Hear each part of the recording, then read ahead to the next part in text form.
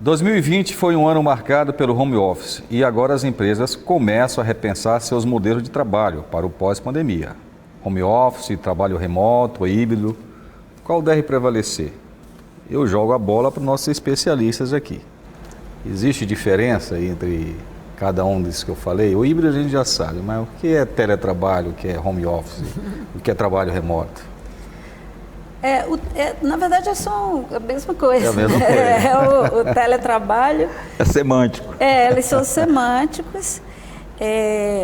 A tendência é que a gente migre para o modelo híbrido, mas os modelos de escritório, eles não vão mais ser os mesmos, né? Então, quando as pessoas estiverem em formatos presenciais, provavelmente a tendência dos escritórios das empresas no Brasil e no resto do mundo é que elas criam esses processos de coworking, onde as pessoas chegam, sentam e falam, né, e resolvem seus problemas.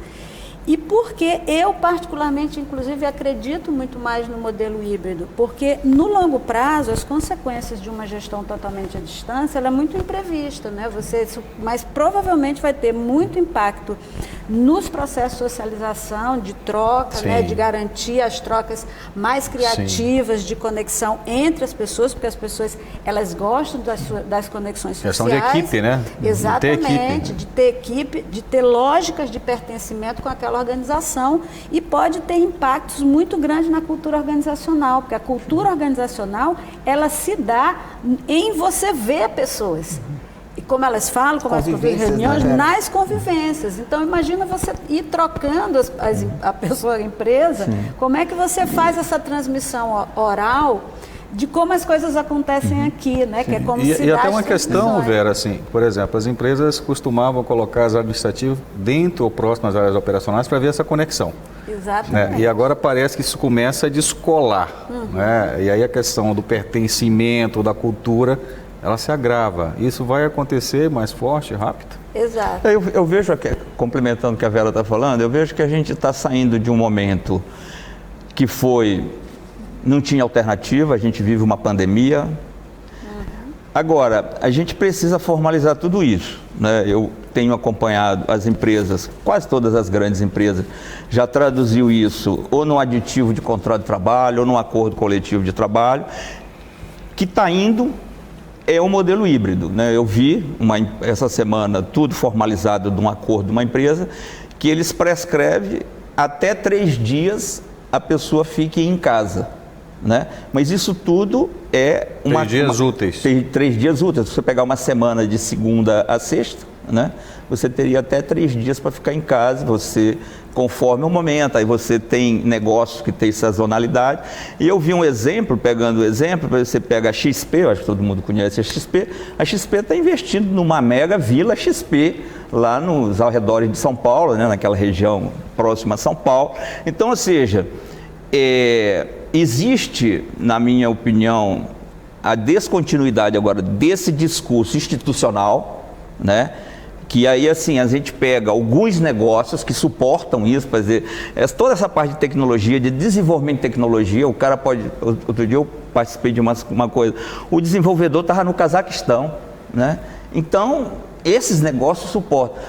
Mas eu acho que a gente a gente está indo para esse modelo híbrido, né?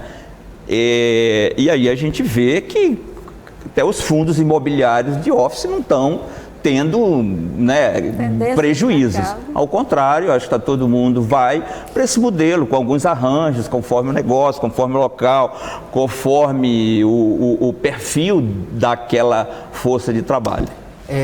O que o João colocou é extremamente importante, principalmente o recorte da fala de alguns negócios, né? Sim. Então, negócios experienciais, eles não vão ter essa aplicabilidade do híbrido, né? Um restaurante, um parque, não vai ter.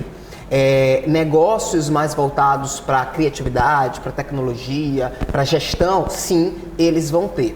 Pegando uma parte também da fala ali da Vera, é extremamente importante o convívio por 2 aspectos. Cultura organizacional, porque cultura é hábito, hábito é comportamento, comportamento você se faz Você desenvolve com pessoas, né?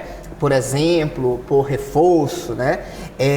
E o outro aspecto dessa institucionalidade também eu penso que um aspecto de saúde mental, porque se você não tem ali pessoas próximas, olhando a medicina, a oxitocina que você libera no seu corpo quando você convive, isso vai impactar na sua saúde mental. E um outro ponto que é extremamente importante na formalização é a questão do compliance. Então, o que pode, o que não pode? Aí alguém pode virar e falar assim, mas isso é óbvio. Tem uma regra do compliance que eu adoro, Vera, que é assim, o óbvio precisa ser dito e desenhado, né? Porque se não estiver escrito e se não estiver disseminado na normativa, não é óbvio, né? Então, o aspecto de compliance, isso está escrito? Eu posso, eu não posso? Aonde eu vou, para onde eu não vou, né? O que pode e o que não pode nas relações? Eu creio que para as novas gerações, Vera, só te interrompendo, isso é mais fácil de ser absorvido, adaptado e digerido, né? Porque eles já vivem muito essa coisa, né, de viver um mundo virtual, isso é cada vez menos essa fluidez, onde que é realidade, onde não é, né? Até para a criação de jogos, jogos virtuais e outras coisas. Eu acho que as gerações, como a minha, que conviveu com o IBM 1130, que era um computador que era do tamanho dessa sala aqui, COBOL, Fortran, e tinha menos capacidade de processamento do que o meu smartphone, né? Isso é mais complicado. E é aquela coisa que sempre nos foi passado pela ética judaico-cristã, né? Você tem que trabalhar duro, você tem que trabalhar e assim, mas o que é trabalhar? É ir para o trabalho todo dia, para um local específico, né? O João falou aqui do workaholic, né? E eu tenho um conceito, Vera, que eu gosto muito de utilizar, que eu falo assim, eu sou worka lover. Você só vai me ver trabalhos, projetos que eu veja sentido e que eu seja apaixonado por aquilo ali. E eu tirei agora 15 dias de recesso e eu estava em Maragogi, né, com um amigo meu, e esse meu amigo, ele estava de home office. Então a gente falou assim, tira aí uns 2, 3 dias de recesso e vamos para Maragogi, né? E a gente foi, e no meio da praia ele pegou o notebook dele, foi para um canto reservado do flat e fez a reunião dele, né? Então esse é o pensamento worka lover. Ele está, ao mesmo tempo que trabalhando, ele está num ambiente que o Walter Longo ele chama de hibridismo, né? Então eu acho que a realidade do mercado hoje vai ser uma realidade híbrida, on e off ao mesmo tempo. No off, ele está na praia. No on, ele está dentro de uma sala de reunião online, desenvolvendo tarefas e produzindo e dando resultado. Aquilo que você falava no intervalo, existem métricas que você pode avaliar para ver se está performando ou não, né? Então eu posso performar em Maragogi, eu posso performar em São Luís, eu posso performar em São Paulo. Eu só complementaria falando o seguinte, eu acho que a gente vive um mundo que generaliza muito. Eu vejo um recorte, assim, uma coisa como é que vai ficar os serviços, como é que é um trabalho de banco, como é um trabalho de um call center, como é um trabalho de uma back-office de uma multinacional. E aí você recorta por gerações, né? E o que, por exemplo, vou te falar o que eu convivo no dia a dia com as pessoas. As pessoas têm colocado, por exemplo, principalmente a mulher, trazendo para o mundo uma sobrecarga imensa de trabalho, porque ela já tem a priori, numa sociedade machista que nós temos, a gestão, vamos dizer, dos filhos ainda é quase sempre para as mulheres. Há queixas, toda a Vera, questão da casa. Há queixas? Sim, sim, há muitas queixas. Muitas queixas, né?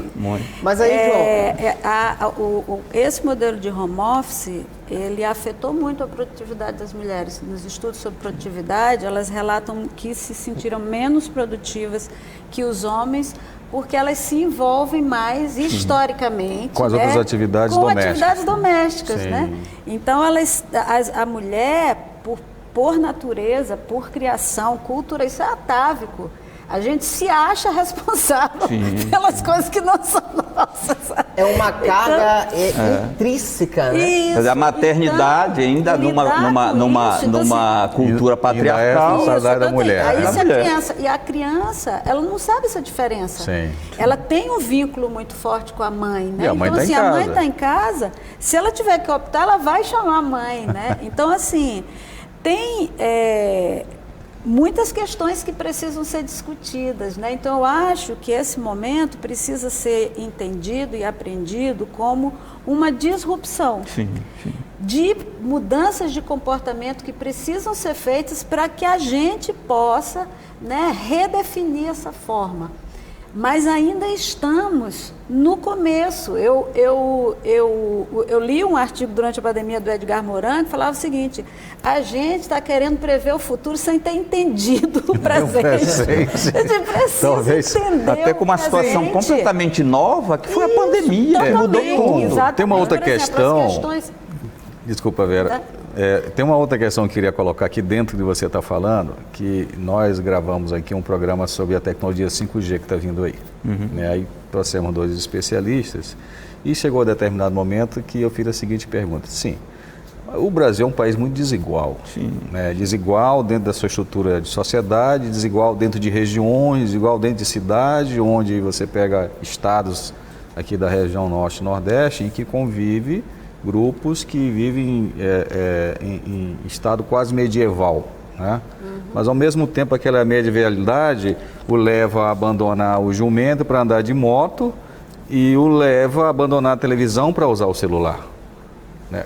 E aí como é que se processa essa mudança toda no horizonte, no ambiente de trabalho, nessa desigualdade toda? O que vocês acham? Eu só queria assim, trazer um ponto, acho que você levantou, que é a questão da saúde mental, né? Então, quando a gente olha hoje para dentro da família, né, com o acesso do mundo profissional para dentro de um ambiente doméstico, tem uma série de repercussões. Então, como Vera falou, acho que são coisas que ainda vão se acomodar, né? Mas o que eu percebo uma coisa é a visão institucional, é a visão de mídia, mas quando você conversa com as pessoas, quando as pessoas estão